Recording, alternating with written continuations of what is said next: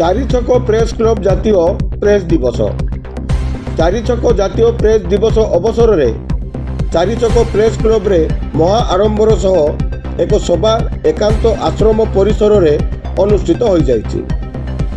ଏହି ଅବସରରେ ପ୍ରେସ୍ର ସ୍ୱାଧୀନତା ସମାଜରେ ପ୍ରେସ୍ର ଭୂମିକା ଏବଂ ସ୍ୱତନ୍ତ୍ର ସମ୍ବାଦ ଲେଖନର ମୂଲ୍ୟକୁ ଆଲୋଚନା କରାଯାଇଛି।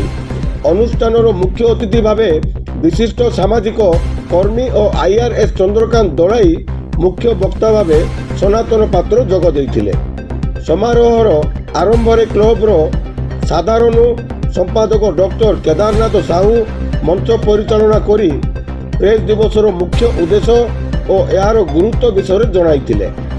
ତାହାପରେ ମୁଖ୍ୟ ଅତିଥି ଚନ୍ଦ୍ରକାନ୍ତ ଦଳାଇ ପ୍ରେସ୍ର ସ୍ୱାଧୀନତା ଓ ଜନସାଧାରଣଙ୍କ ମଧ୍ୟରେ ସଠିକ୍ ତଥ୍ୟ ପରିବେଷଣ କରିବାର ଦାୟିତ୍ୱ ବିଷୟରେ ତାଙ୍କର ମୂଲ୍ୟବାନ ମତାମତ ପ୍ରଦାନ କରିଥିଲେ। ସେ କହିଥିଲେ, ଗଣତନ୍ତ୍ରର ମୂଳସ୍ତମ୍ଭ ଭାବେ ପ୍ରେସ୍ର ଭୂମିକା ଅତ୍ୟନ୍ତ ଗୁରୁତ୍ୱପୂର୍ଣ୍ଣ। ପ୍ରେସ୍ ସ୍ୱାଧୀନ ରହିବାର ଆବଶ୍ୟକତା ଆଜିର ଯୁଗରେ ଅତ୍ୟନ୍ତ ବେଶୀ। ସନାତନ ପାତ୍ର ସମ୍ବାଦ ମାଧ୍ୟମରେ ଜାଗୃତି ଏବଂ ସାମାଜିକ ପରିବର୍ତ୍ତନ ଆଣିବାର ପ୍ରସଙ୍ଗରେ ଜୋର ଦେଇ କହିଥିଲେ, ପ୍ରେସ୍ ସମାଜର ଆକାର ଏବଂ ଆକାଂକ୍ଷାକୁ ପ୍ରକାଶ କରିବାର ମାଧ୍ୟମ ଭାବେ କାର୍ଯ୍ୟ କରିଥାଏ। ସଠିକ୍ ଓ ନିର୍ଭୀକ ଖବର ପରିବେଷଣ ସମ୍ବାଦ ମାଧ୍ୟମର ପ୍ରଥମ କର୍ତ୍ତବ୍ୟ। ସମାରୋହର ଗୋଟିଏ ବିଶେଷ ଆକର୍ଷଣ ହେଉଛି ସଦସ୍ୟମାନଙ୍କ ପକ୍ଷରୁ ଶପଥ ଗ୍ରହଣ।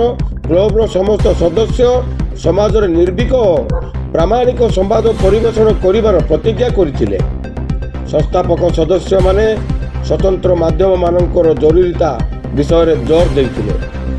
ସମାରୋହର ଶେଷରେ ଅଧ୍ୟକ୍ଷ ଶିଶିର କୁମାର ସ୍ୱାଇଁ ସମସ୍ତଙ୍କୁ ଧନ୍ୟବାଦ ଜଣାଇ ସମାରୋହ ମୁକ୍ତି ଘୋଷଣା କରିଥିଲେ।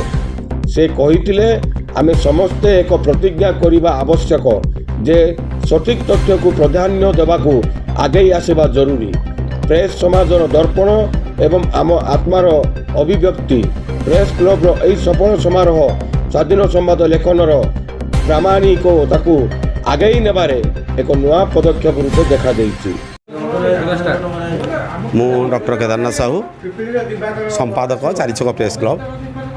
ଆଜି ଏକ ପବିତ୍ର ତିଥି ବା ପବିତ୍ର ଦିନ ସାମ୍ବାଦିକମାନଙ୍କ ପାଇଁ।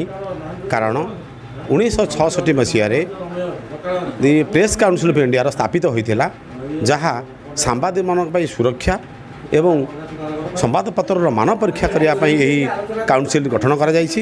ଏବଂ ନିଶ୍ଚିତ ଭାବରେ ଆମେ ଚାରିଛକ ପ୍ରେସ୍ କ୍ଲବ ଆନୁକୂଲ୍ୟରେ ଚାରିଛକ ସ୍ଥିତ ଏକାନ୍ତ ଆଶ୍ରମ ପରିସରରେ ଆମେ ଏହି ଦିବସ ପ୍ରେସ୍ ଦିବସ ପାଳନ କରୁଛୁ। ଏଥିରେ ଆମର ମୁଖ୍ୟ ଅତିଥି ଡେପୁଟି କମିଶନର ଚନ୍ଦ୍ରକାନ୍ତ ଦଳାଇ ମହୋଦୟ, ସମାଜସେବୀ ସନାତନ ପାତ୍ର ଏବଂ ଚାରିଛକ ପ୍ରେସ୍ କ୍ଲବର ସଭାପତି ଶିଶିର କୁମାର ସ୍ୱାଇଁ ଓ ସହ ସମ୍ପାଦକ ସନ୍ତୋଷ କୁମାର ଦାସ ଏବଂ ସମସ୍ତ ସଭ୍ୟମାନଙ୍କୁ ନେଇ ଆଜିର ଏହି କାର୍ଯ୍ୟକ୍ରମକୁ ମହା ଆଡ଼ମ୍ବରରେ ଆମେ ପାଳନ କରିଛୁ। ଏବଂ ବିଶେଷ କରି ସାମ୍ବାଦିକ ସୁରକ୍ଷା ଆମର ମୁଖ୍ୟ। ଏବଂ ଆପଣମାନଙ୍କ ମାଧ୍ୟମରେ ମୁଁ ସରକାରଙ୍କୁ ଅନୁରୋଧ କରୁଛି ଯେ ସାମ୍ବାଦିକ ସୁରକ୍ଷା ପାଇଁ ସେ ଚେଷ୍ଟିତ ହୁଅନ୍ତୁ। କାରଣ ସାମ୍ବାଦିକ ସୁରକ୍ଷା ପାଇଲେ ସେ ନିର୍ଭୀକ ସମ୍ବାଦ ପରିବେଷଣ କରିପାରିବ ଏବଂ ସମାଜର ଉନ୍ନତି ହୋଇପାରିବ। ପୁରୀ ଜିଲ୍ଲାରୁ ମୃତ୍ୟୁଞ୍ଜୟ ମହାପାତ୍ରଙ୍କ ରିପୋର୍ଟ, D9 ଓଡ଼ିଆ।